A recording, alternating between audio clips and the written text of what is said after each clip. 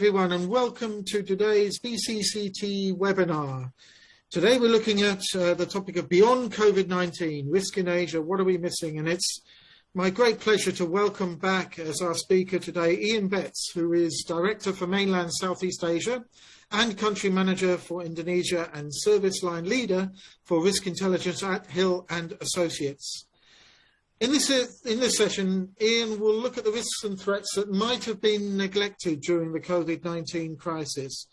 He'll look at how we perceive risk and he'll identify core themes that we can monitor and assess to help our businesses be better prepared to mitigate their impacts. Ian has 25 years of experience in Asia. He is Hill and Associates Director for Mainland Southeast Asia, as I mentioned. He joined Hill and Associates in Indonesia in 2007. First time round, and served as country manager until 2014 when he relocated to London as global head of risk analysis for G4S Risk Consulting. In 2017, Ian returned to Southeast Asia to lead the company's operations here in Thailand, covering Vietnam and the broader Mekong sub-region. In 2021, just earlier this year, his duties expanded to cover Indonesia once more, and he recently relocated to Jakarta to resume his role as President Director while continuing to oversee Thailand and the region. As with all our webinars, during Ian's presentation, if you'd like to post questions or thoughts, please use the Q&A chat buttons at the foot of your Zoom screen, and we'll come to the Q&A session after Ian's presentation. So without further ado, a very warm welcome to you, Ian, and over to you. Thanks very much, Greg. Just check you can hear me okay and see the screen. I'll begin. It's exactly as you mentioned it, Greg.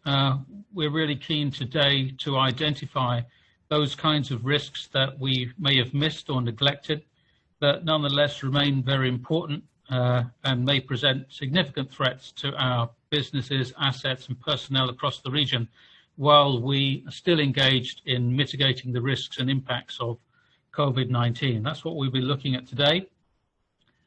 Just a little bit about our company and why we're talking about these themes.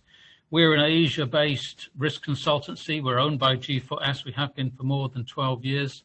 The company was established in 1992. It's headquartered in Hong Kong, where it still is. We have more than 140 consultants across the Asia region with a diverse range of backgrounds from security, law and accounting, right through to risk intelligence and cyber and data security. Working with G4S gives us the access to their global resources around the world, enabling us to be on the ground wherever we need to be to support our clients and customers.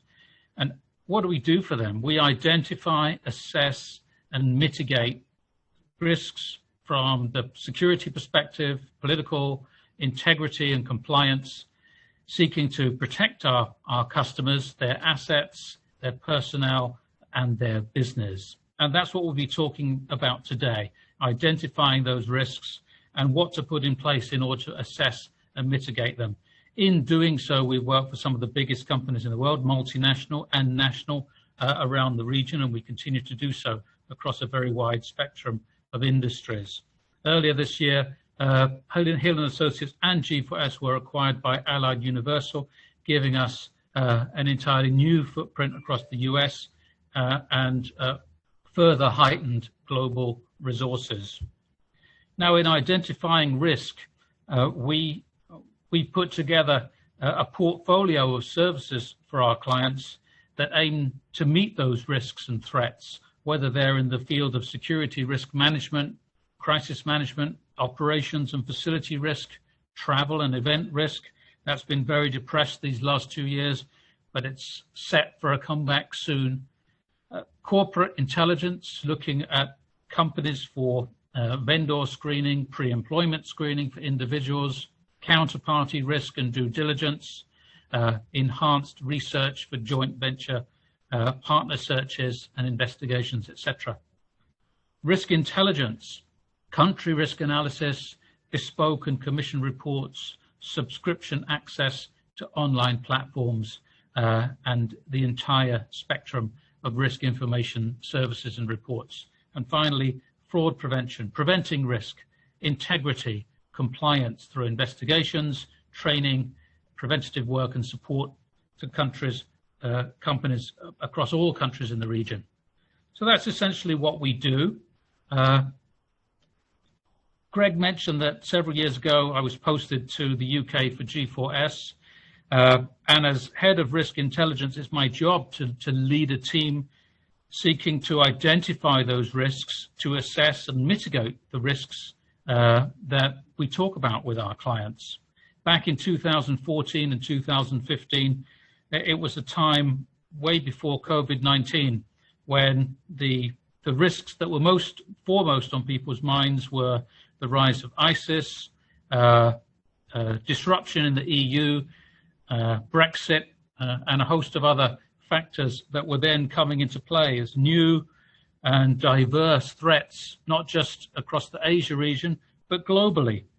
A new period of uncertainty and instability was setting in with the advent of ISIS. International terrorism, mass migration, economic instability, pandemic disease was first beginning to raise its head across the parapet, cybercrime, and climate change with natural disasters. All of these risk factors were at that time certainly foremost in our minds, and as we were with G4S, we had this 2-page slot in the annual review for that year. And looking back at that time, it made me think that it was then that we really reinforced the identification of the risk factors that we would use in our risk intelligence services and subscriptions across the Asia region when I returned some 5 years ago. And that's what we did. Essentially, we worked to identify commonalities of risk, setting them as physical risks, business risks, political risks, identifying what they were and the kinds of impacts they would have on our clients and customers.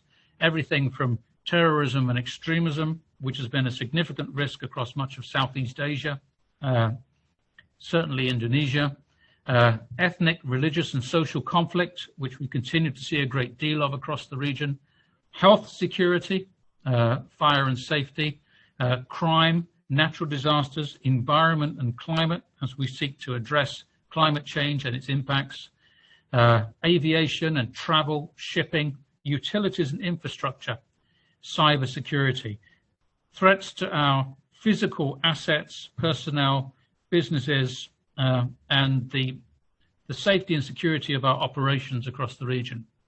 Business risks, national security in the countries where we operate, political risk that could impact on our ability to operate safely and securely, defense, military actions, foreign affairs, the impact of economic disruption stemming from fuel and food insecurity, local affairs, provincial affairs within countries, civil and labor disruption, the regulatory environment and the disruption that can bring to our clients and customers, business disputes, legal affairs, governance, ethics, and compliance.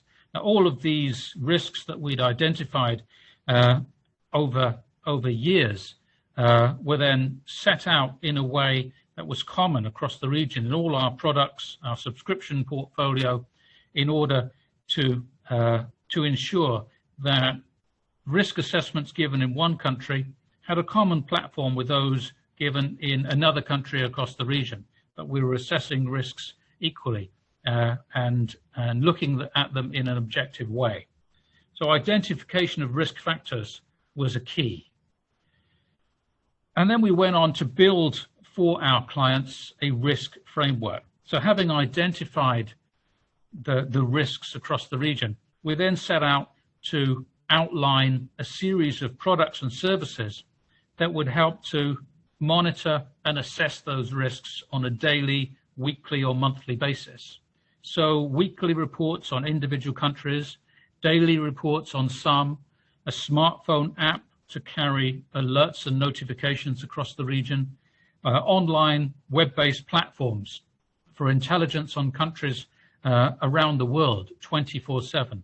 These products were all formed and developed using risk intelligence tools, platforms, and products, ideally aimed at supporting a client's understanding of risk, having identified the risks, helping them to assess them, and monitoring the impacts on operations and assets across the Asia region. Subscription reports, bespoke, commission reports at various different levels and on various different platforms, everything from laptop, online platforms, through to smartphone apps and email-based reports. So a risk framework to carry all of the risks that had been identified.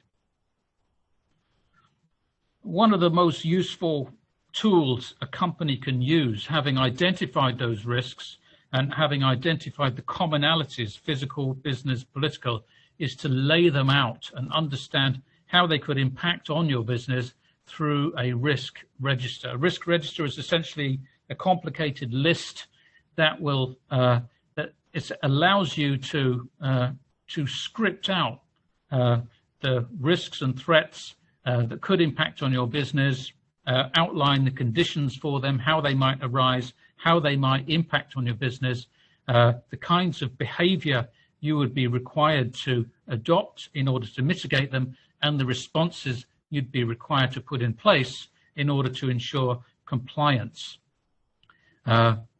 Having identified those risks, using your risk register to monitor those risks and monitor the impacts on your business will help to offer you an effective security planning tool. You can utilize platforms for that and design effective risk communications for your management, your workforce, and your broader personnel. Data and systems today help us all stay ahead of the game with online support, platforms, and sheets. You can build that collaboration with all parties within your business, all divisions and departments, from HR through to management and finance and security, of course, building that essential resilience through training and professional development, and acknowledging that investment in security will help you to reduce and mitigate risks and threats that may emerge. Companies are finding now that those who invested in security, particularly health security, and the kinds of measures they had to put in place in 2020 helped them immensely to mitigate the early onset of COVID-19. So having identified those risks and acknowledged the impacts on your business operations through a risk register, setting up your security management to monitor them and to be ready to mitigate and respond, it's important to seek commonalities in how you view risk and the kinds of risks that can emerge and impact on you in Asia. One very useful way is to identify commonalities of risk. And we've got 5 simple common threads here that will guide us through a walk through risk in Asia, stemming from economic risk, environmental risk, geopolitical risk, societal risk, and technology risks. All of these carry different threats to your operation, to your ability to carry out activities in your country. Failure to respond to any of these could cost you dearly in mitigation, but with advanced forethought, with risk identification, monitoring, mitigation measures in place, you could be ready to understand, foresee, predict, and respond to these with early security risk identification and monitoring work. One very useful tool I found is the World Economic Forum, who in fact set these color-coded commonalities. The World Economic Forum produces a report every year in which, following an extensive survey of businesses around the world, they identify the top 10 risks, in fact, a great deal more, but at least you can get the top 10 risks by likelihood and by impact. Now, if you have those top 10 risks, you can compare them to the kinds of risks and threats you may expect to see in your own business operation in Asia. And I'll show you a slide now that gives you an idea of what it looks like. So at the bottom right, I've left in the website address for the World Economic Forum. The report is free to access, and I find it fascinating to see this at the onset of every new year. At the top there, you'll see I've repeated the color-coded risk commonalities. But here you can see it's rather complicated, but essentially there are just different ways of seeing these 10 risks identified through a risk network, a mesh, different ways of seeing them in charts. But essentially, and in a very fascinating way, you can see these risks by impact and by likelihood. So if we look at the top risks by likelihood, respondents to last year's survey believe that the most likely risk to impact them was extreme weather, followed by failure to respond to climate change, human environmental damage, and then infectious disease, biodiversity loss, digital power concentration. That's a very interesting one coming in the field of technology, digital inequality, interstate relations, geopolitical there, cybersecurity failure, livelihood crisis, firmly in the economic sphere there. So the risks coded by color in terms of likelihood, and then by impact. And of course, we'll have seen last year by impact, infectious diseases is top of the list, followed by, again, climate action failure, impact weapons of mass destruction, biodiversity loss, and you can see as the list goes down. But measuring these by likelihood and by impact helps at least you to see and compare how your risk register may look in comparison across the region. So for the next few slides, I'm just going to walk through those color-coded core commonalities of risk to see where we stand now as we start to emerge from the 2-year crisis that has been COVID-19. And I'm very much hoping that we are starting to emerge from that crisis as we're seeing the green shoots of recovery in countries in the region. China and Hong Kong, of course, off to a flying start, but Southeast Asia now gearing up to open up. Thailand will be among the first to do so if the plans for 1st October go ahead and if the experience of Phuket is anything to go by. So let's have a look at these risks, and some of these risks are those we may have missed or neglected during the course of the last 2 years. First up is economic risk and the threats to your business and operations that stem from economic threats. We try to understand what they may be, identifying and monitoring poverty and unemployment, of course, among our home countries. Certainly in Thailand, this has been cause for concern. These are images that I also used last year when with Greg we did other sessions on the security impacts of COVID-19 when I was in Bangkok. And of course, poverty and unemployment remain very serious threats to the Thai economy and to the Thai society. And we hope this will be alleviated when the economy starts up again.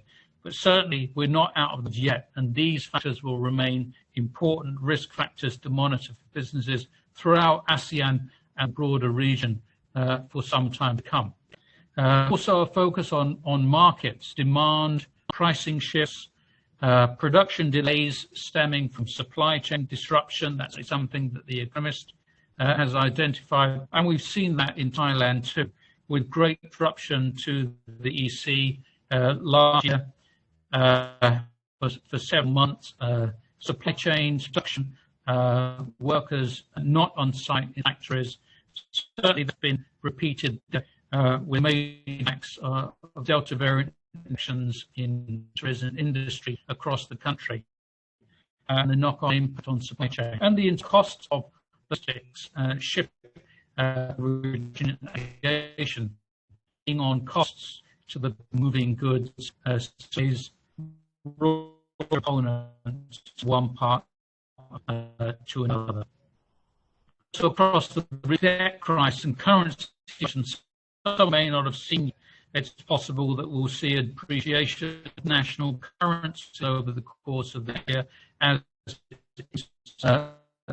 bond to opening up and weaknesses that may be in their systems. Global economic stemming from the this in Asia and certainly that down impact Thailand.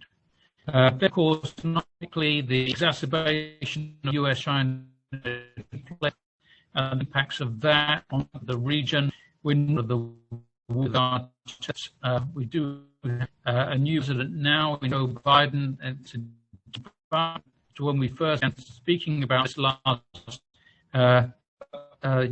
US-China tensions persist, and this could have an impact on business around the region. Some countries may benefit with the displacement of investment factories from one to another. For some cases, there could be an downturn. And then, in line with poverty and unemployment, the region's uneven development. Some countries seeing with growth towards growing class much faster than others. So these factors monitor in mind in the economic sphere.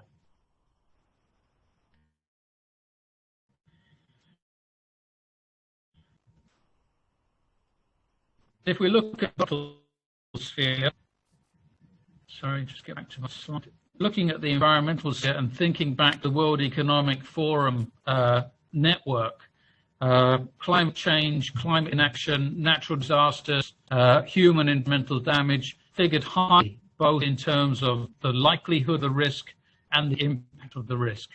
And that's very true. We're in a very different place to where we were even just a couple of years ago with regard to climate change.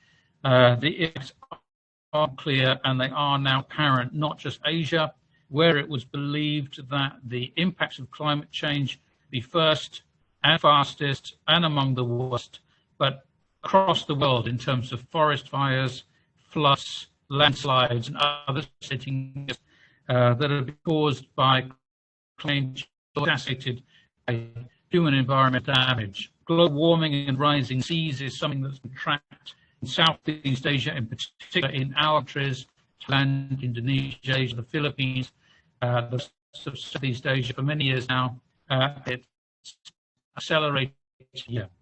Also now seeing with the forest fire loss impact those on, and of course the ability of multinational companies to grow those crops and communities that rely on them for their life themselves, exacerbated by the action of carbon policy. There's also a corresponding shift in the industries of natural resources, a shift toward renewable energy. We would have a positive impact on this. That's among the actions that have been taken. But mentioned, we negative. Good, thanks. So we spoke about climate change and the exacerbation of global warming, rising sea levels. And the point I was just making was on agriculture, the displacement of crops, in particular resulting from climate change, the impact on multinational companies producing them, and those commodities, whether it's cacao, tea, coffee, other organic products, and the communities that are reliant on working on them, harvesting them, sowing them, displacement of communities as a result of climate change, displacement of livelihood, and the potential for conflict to emerge between communities as a result of that displacement. Environmental degradation caused by human activity, of course, just reinforcing the importance of impact assessment and security and all stakeholders in that across the Asia region, whatever your operations may be, the essential nature of impact assessment for the environment, security and stakeholders.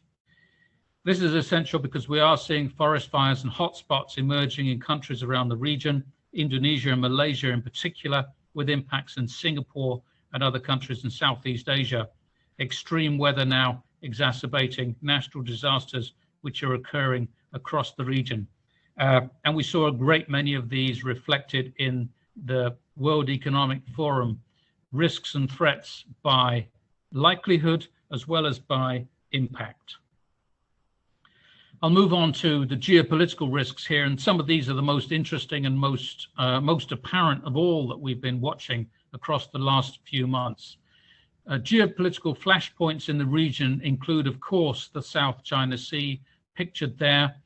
You'll see at its southernmost tip the 9-dash line there, but Chinese vessels have ventured even further south than the 9-dash line, entering into Indonesia's waters around the Natuna Islands and causing Indonesia to have to respond with military frigates and stationing of troops on its outermost islands there. But it's not just the South China Sea. Taiwan, of course, is a major flashpoint as mainland China seeks to unify all of its component parts. North Korea, less on the agenda now than it was during the Trump administration, but nonetheless a major flashpoint still.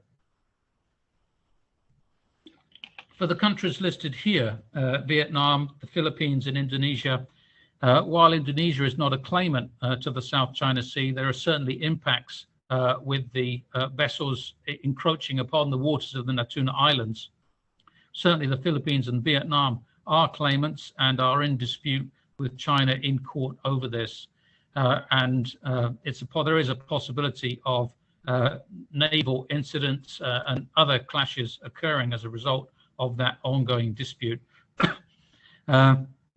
This is all due to rivalry and competing interests as China grows out of its traditional sphere of influence with the Belt and Road and grows into the rest of the region with infrastructure investment and its major state-owned companies now engaged in projects, not just in this region, but around the world. And correspondingly, and in line with the US tensions, there has been a shift to what's termed the Indo-Pacific, focusing on India and the region, as opposed to China, as the US engages with India and other countries in the region, much to the chagrin of Chinese diplomats and others in the country who are concerned at the exacerbation of those tensions and the impact it may have on China-US relations.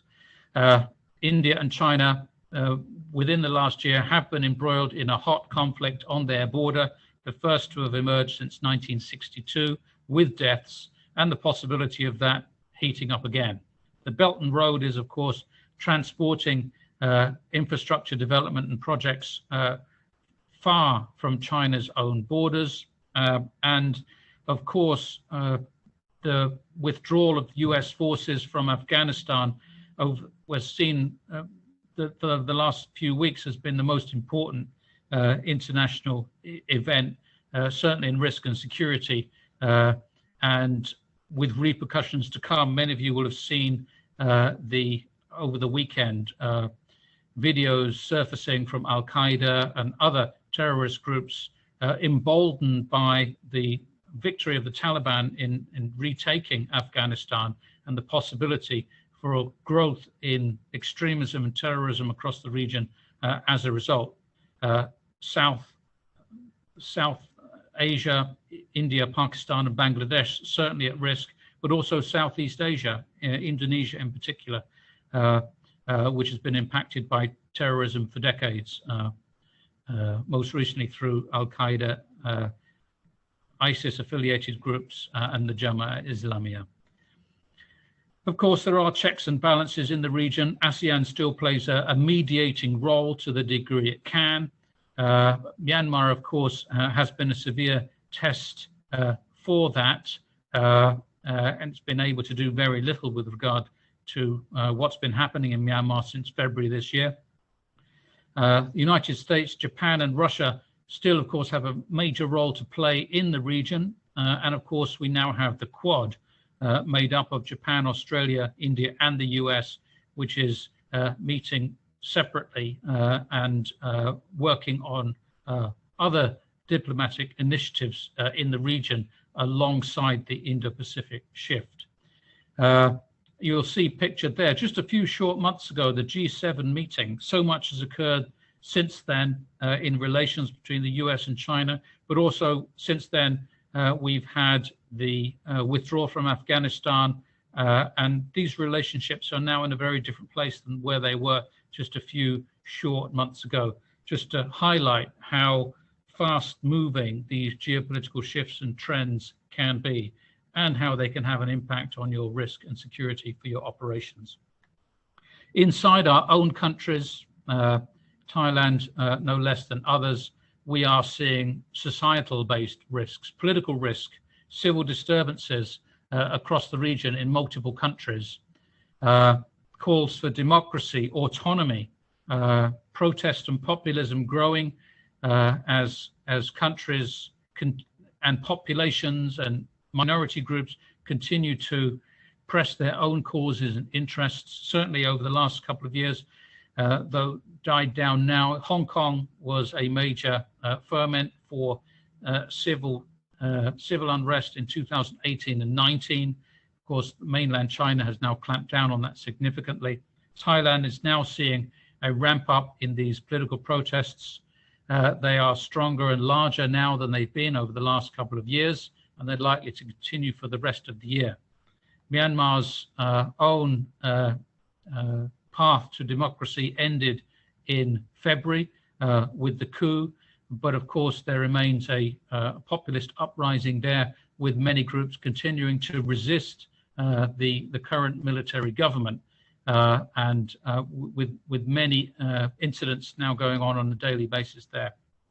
It's only a few short months ago that we were seeing daily protests by Indian farmers back in 2019 and 2020 as a result of their resistance to the Indian government's agricultural policies.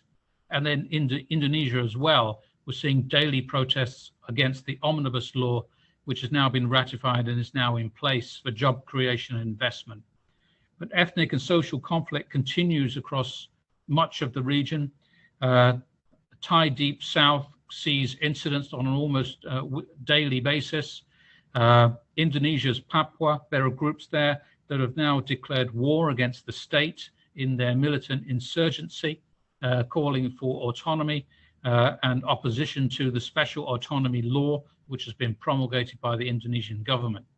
Southern Philippines continues on a path towards better governance, following peace talks with groups in the south, but there has been some displacement of terrorist activity to Malaysia's East Sabah as militant groups seek to restart their hostage-taking and other activities on that territory. Myanmar and Rakhine still impacted by the ongoing impacts of the coup, and worsened there now in country by the impact of COVID-19 and the military clampdown, which is making it impossible to monitor the humanitarian situation within the country. Within China itself, we have the ongoing situation in Xinjiang of the Uyghur, and it'll be interesting to see how China is able to advocate for itself in working with Afghanistan, with the interests it has in that country now that the US has withdrawn. Impacts there in the region for India, Pakistan, and possibly for Kashmir now that the Taliban are in power in Afghanistan, and the possibility of the return to extremism and terrorism that we have seen in recent years that had dissipated somewhat due to the excellent work by counter-terror groups in various countries, including Indonesia, to take out groups affiliated with Islamic State, Al-Qaeda, Jamaat Islamiyah, etc. Will we see a return to extremism and terrorism resulting from a resurgence of Al-Qaeda or the Taliban in Afghanistan? It's possible, because we know that Afghanistan has certainly drawn many extremists to it for training and for combat experience and for re-export to countries of Southeast Asia over the last several decades. So that is another risk that does need to be monitored. And finally, technology. No less a risk than all of the others. We see frequent massive data breaches and risks to cyber infrastructure now emerging. The greater reliance we invest in these technologies, the greater the risk and the impact of their failure. Ransomware, massive breaches are now being seen quite regularly, with companies having to put in place mitigation measures for those events should they occur. Cybercrime certainly picked up a great deal during the early onset of COVID-19. It's here to stay, and you need to have a mitigation strategy in place for cybercrime in the event it does impact you, your assets, your business and operations. Many companies in finance and insurance are now finding that individual countries are working in the field of data more so than ever before, requiring the onshoring of data for customers and all their nationals. So data nationalism is certainly now something to consider, and there is a growing divide, of course, between China and the platforms and regulatory environment there and other countries of the region. Certainly there is greater risk now in online spaces with artificial intelligence and internet-based technologies, and we all need to be upping our game in response to that and mitigating the risks inherent in reliance upon the internet. And catastrophic loss of the internet and data infrastructure is among the risks, the top risks identified in terms of impact in the World Economic Forum report that we referenced earlier. Certainly the acceleration in digitalization that we're seeing across the world is taking place amid the emergence of what you could term new technology cold wars involving China, India, and the US as their apps and payment platforms and other economic and business impacts play across each other and start to impact on business operations across the region. So, Greg, I've gone through those 5 core themes of risk. All of these, I believe, are at risk of being ignored or underappreciated by all of us as we go through the crisis that has been COVID-19 for the last 2 years. But I'm happy to take any comments or questions that may emerge, Greg, from participants. So thank you very much. Sure, thank you, Ian. Many, many thanks indeed. So over to you, ladies and gents. If you have any questions or thoughts for Ian, please type those in.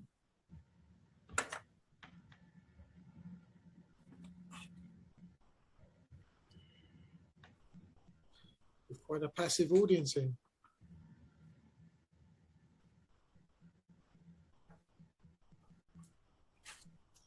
Just a question on Thailand. What's your sense on the biggest risk factors in Thailand and the length of time to a reasonable recovery? Well, I think in terms of industry and the economy, those are likely to recover first among the region in Thailand. I would say because the manufacturing sector and the tourism sector are very mature and sophisticated and advanced. I'd be hopeful that they are geared up for a full return to restoration and normality as soon as possible. My fear is that unemployment and divestment from much of the infrastructure in manufacturing, the loss of jobs, lack of capacity, the gaps that may have emerged over the last year in particular may impact that return to normality. But and also there is the concern that much of the population may have fallen into poverty over the last year. Unemployment will have been a key concern. But I think that manufacturing and tourism are poised for a return in Thailand, with Phuket being a good example. Yeah, Simon's just thrown something in. Biggest immediate risk in Thailand is political unrest and reaction by the authorities. My sense, the Thais I speak to, is they're more worried about being able to feed themselves and house themselves and get their jobs and pay off the debts that they've incurred. But I think Simon's got a point, and political risk has always been high on the agenda in Thailand, but the impact on operations compared to the impact on, for political risk in other countries has traditionally been low. Even with the mass occupations that we saw during the height of the red shirts and yellow shirts, businesses still essentially continued and persisted. They put in measures that allowed them to continue. If you compare with the situation in Indonesia, for example, during the height of of terrorism during the 2010s in Jemaah Islamiyah, I would say there was a greater degree of concern and lack of investment for those reasons than there were in Thailand for the political risk. But I think Simon's right. It is certainly got to be among the top three, with the economy, political risk, stability of the government. We've got, let's face facts. Things will change in the next couple of years, whether through democratic means or other.